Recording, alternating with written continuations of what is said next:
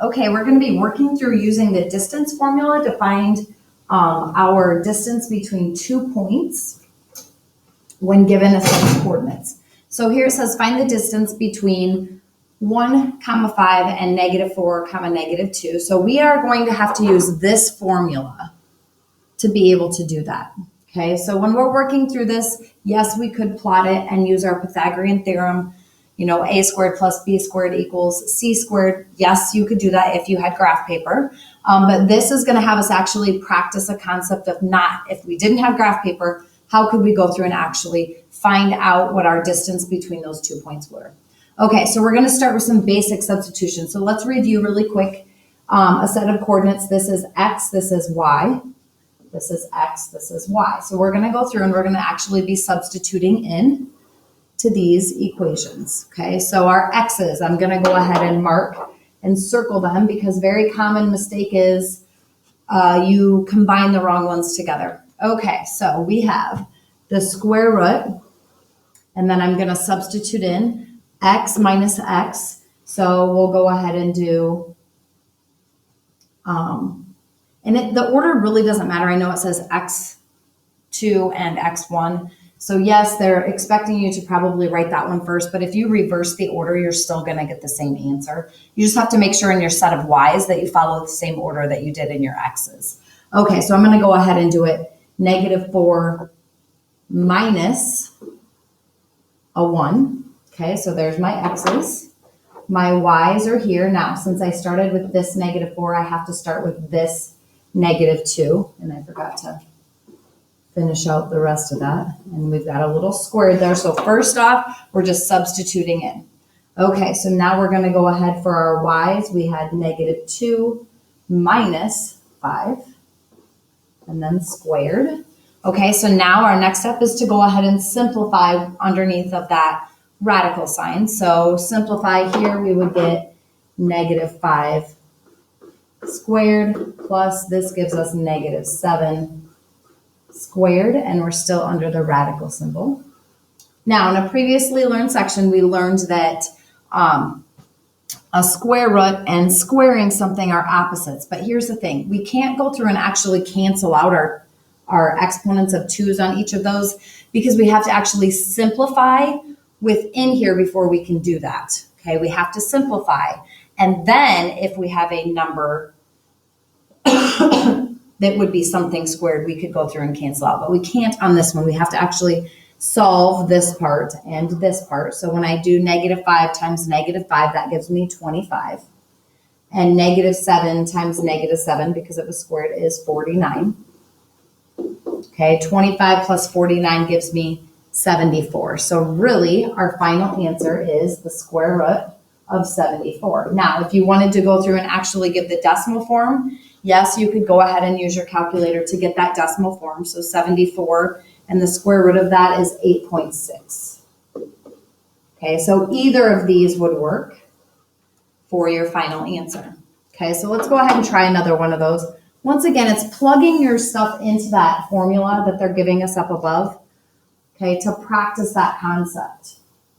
Okay, so we have our x's. I'm going to mark in red. Okay, so let's go ahead and start with those. Once again, it doesn't matter which order you do. So I've got my radical sign, and I'm going to go ahead and plug in 0 minus 4 squared plus, okay, my y's. Now, because I started with this 0 and my x's, I have to start with that y. So 0 minus 5 squared.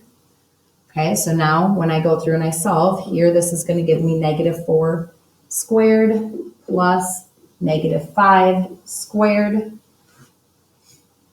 And now -4 times -4 is 16, because remember, this is still all under a radical sign, plus -5 times -5 is 25. 16 plus 25 is going to give me 41. So final answer is the square root of 41, which is the same as 6.4. So either of these would work for an answer for the distance between your 2 points.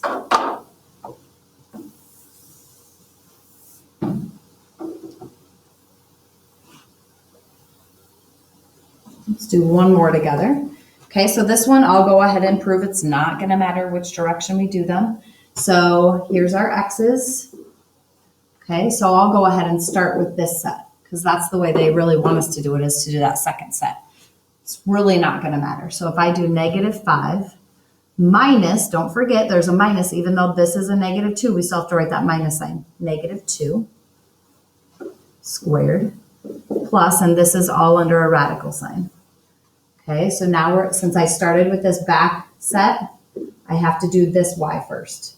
So parenthesis 1 minus a -3 squared. Okay, so let's simplify.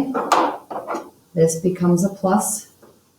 This becomes a plus. So -5 plus 2 is -3 squared. Plus 1 plus 3 is 4 squared, still under a radical sign. So -3 times -3 is 9, plus 4 times 4 is 16, which gives us the square root of 25. Now the square root of 25 actually is 5. So if it's a perfect square, they're going to want you to go ahead and solve it for sure and not leave it as a square root of 25 there. Okay, so I just wanted to kind of point out on this one, the order should not matter. I should get the same same answer had I used this set first. Okay, so -2 minus a -5 squared, and this is all under a radical symbol. Okay, so then I have to write this one first, plus -3 minus 1. So here I got -4, and I would square that. And here that becomes a plus sign. So -2 plus 5 gave me 3 squared. Now I get 9 plus -4 times -4 is 16. Okay, I still got the square root of 25, which is the same as 5. So take note, although they want you to do your second x first, if you work left to right, as long as you are combining your x's and then using the same order for your y's, you should get the correct answer.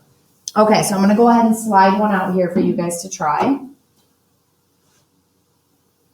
And then you can pause your video and check back in just a minute to see if your answer was correct. So go ahead and try this one out using the formula up above here.